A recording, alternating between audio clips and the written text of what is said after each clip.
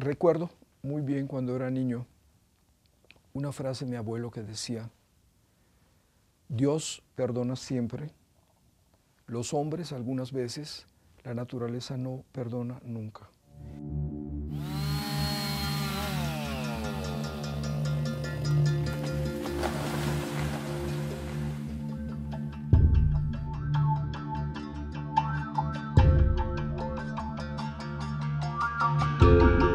El planeta tiene una especie fuera de control, y esa especie es el ser humano.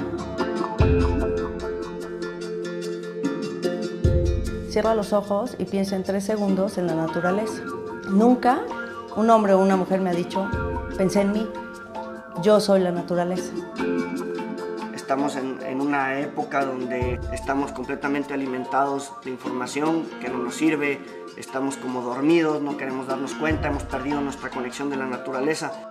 Hemos estado acabando con ella poco a poco, contaminando ríos, talando árboles. Creo que lo que está sucediendo es la forma de decir la naturaleza empuja un poquito más y esto se acabó. Pues en 50 años hemos hecho de este planeta un lugar bastante inseguro que ya ni siquiera viviendo en un lugar de repente llega un huracán y te tumba, ¿no? Y todo tu patrimonio, en segundos te lo destruye, ¿no? Si no hacemos nada, es participar y ser cómplice de toda la forma de cómo estamos autodestruyéndonos los humanos. Entonces, ¿qué tiene que pasar para que de veras un día digamos, ya no más?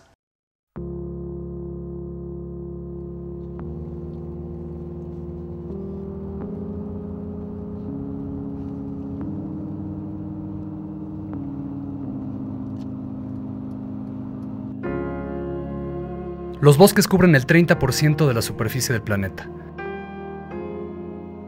Además de tener una importancia comercial, producen oxígeno y retienen dióxido de carbono. Regulan la humedad y la temperatura. Son una especie de filtro que regula la circulación del agua en la superficie terrestre.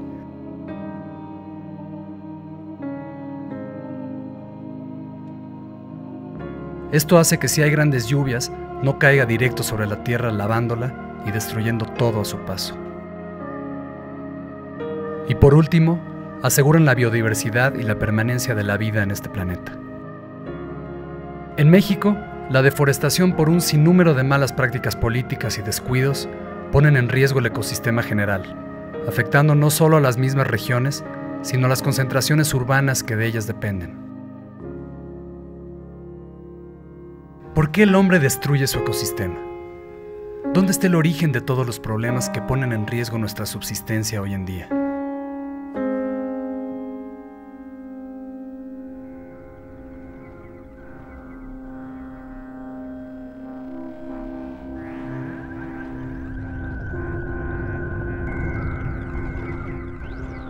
En realidad el planeta es un sistema en donde todo está interconectado.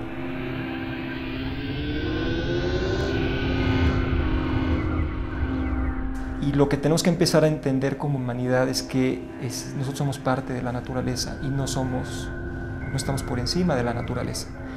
Eso, en la medida en que la gente lo empiece a entender, va a empezar a hacer esa conexión, esa relación. Y también creo que un aspecto muy importante es que empiecen a entender que se tienen que empezar a cuestionar cada vez que van y compran algo. Se tienen que empezar a preguntar de dónde viene ese producto y hacia dónde va a ir. A mí me gusta pensar mucho en una red. ¿No? Y en ese sentido me encanta Capra, cómo lo maneja, que es una red. Es una red, simplemente, de muchas partecitas y de muchas conexiones. Entonces, lo que es desecho para una criatura es nutriente para otro. Y eso, tomado con la energía del sol, se vuelve materia carbonosa y va pasando de ser en ser y va haciendo que la vida florezca. Los últimos 200 años de nuestra civilización, o si lo vemos desde afuera, de la historia de esta especie que está fuera de control, lo que ha hecho es que ha vuelto todo sistemas en línea, en que así como los humanos nacen, se reproducen y mueren, sus objetos también. Sus objetos hoy nacen, se reproducen y mueren. Ahora, ¿cuál es el problema que estamos viviendo ahorita con tantos síntomas y con tantas señales de alarma respecto de la problemática ambiental? Pues nos dice que nuestro sistema de producción en el que está basada la humanidad está en crisis. ¿Y por qué está en crisis? Principalmente porque vivimos en un mundo que es finito, donde los recursos naturales y los ecosistemas son finitos. Gracias al uso y goce de una sustancia maravillosa que se llamó petróleo, nos permitió ser muchísimos, pero en el momento de ser muchísimos basados en un modelo en que solo consumimos, sin regenerar en ciclos, entonces estamos agotando todo lo que nos rodea. Estamos llegando a que las ciudades son cerca del 70% del consumo de energía mundial. En el 2007 llegamos a un punto muy importante en que la mitad de la población ya vive en ciudades. Alrededor del 40% del CO2 de la atmósfera lo generan edificios, directa e indirectamente. No es nada más el edificio solo, sino en el momento que tú prendes un foco para servir a ese edificio, en algún lado alguien está generando CO2 a la atmósfera seguramente. Y los síntomas que estamos viendo de un sistema lineal en crisis son precisamente lo que estamos viendo con el cambio climático, ¿no? Que toda esta cantidad de elementos que le estamos agregando a la atmósfera, principalmente CO2, dióxido de carbono, lo que están haciendo es que el planeta se esté calentando porque entran los rayos del sol y no salen, y entonces se está generando esto que está elevando pocos grados la temperatura del planeta, pero como estamos hablando de un sistema que todo está interconectado, aumentar pocos grados en el nivel de la temperatura del mar es catastrófico. Entonces esto es simplemente un signo de que estamos alterando la armonía de los ecosistemas.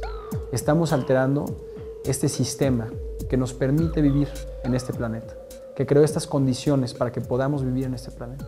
Por lo tanto, estamos haciendo un experimento ambiental de gran escala y de consecuencias desconocidas.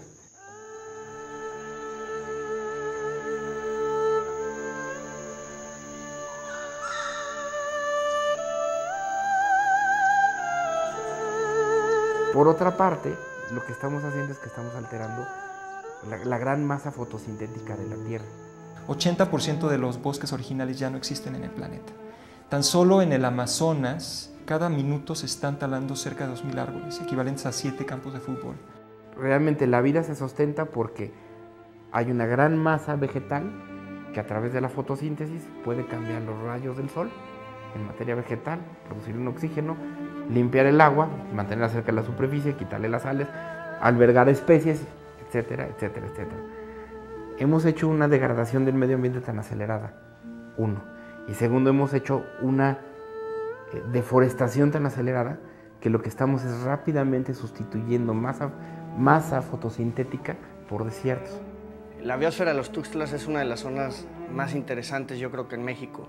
Primero que nada, es la última selva alta, hablando en latitud, de América. Entonces es como de los últimos pulmones importantes de oxígeno de México, y también en cuanto a biodiversidad es una de las zonas con mayor biodiversidad, o solía ser una de las zonas con mayor biodiversidad hasta del mundo.